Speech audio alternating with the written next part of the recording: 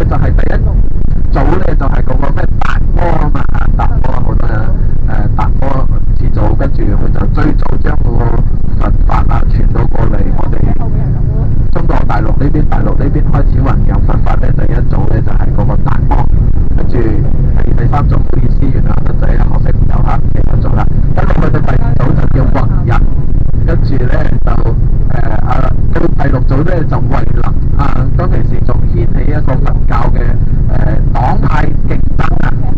呢個六組嘅時候，開頭咧就乜嘢神秀同嗰個慧能喺度爭呢個六組嘅地位，當其時咧神秀跟住就嗰個五組弘忍，佢就考兩個咁嘅人啦，咁樣跟住就話你通過呢個咁嘅場景作一首詩，唔知點解當其時求其作首詩，跟住就覺得佢頓啦。慧能呢就作咗一首菩提本無樹，明鏡亦非台，本來無一物，何處惹塵埃？大家都聽過呢句啊。跟住嗰個神秀就咩身係菩提樹，心如明鏡台，時時勤拂拭，勿使惹塵埃。佢就話我勤力啲嚇，我成日掃住就冇塵埃啦。但係呢，弘忍呢，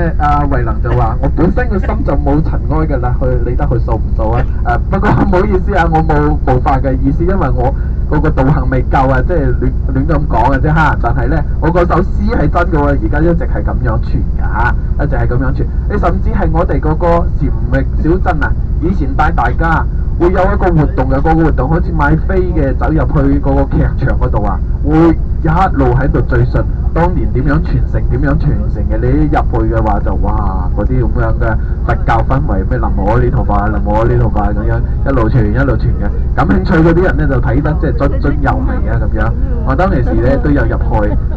成朵蓮花咁樣開成嗰啲配合現代嘅科技嘅，講真啦都有啲咁嘅活動喺我哋嘅禪域嗰度所以呢，有時走入去嘅話你都感覺好多嗰啲佛教嘅知識都可以領悟到可以體驗到咁樣嘅呢個畢竟係我哋六祖慧能嘅一個出生地亦都係去當其時嗰個神秀為咗即係黨派之爭追殺慧能跑來跑去嘅，聽講又話反正呢就好似而家咁樣個個大家東正教㗎啦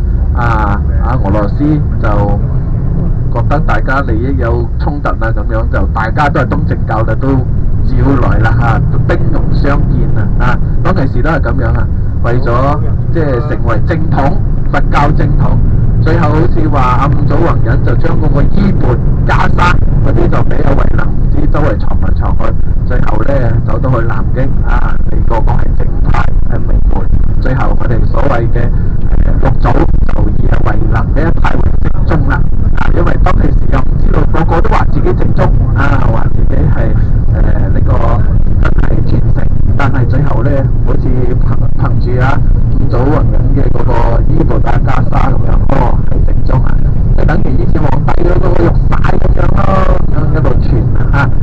我唔係夠熟唔好意思但係呢都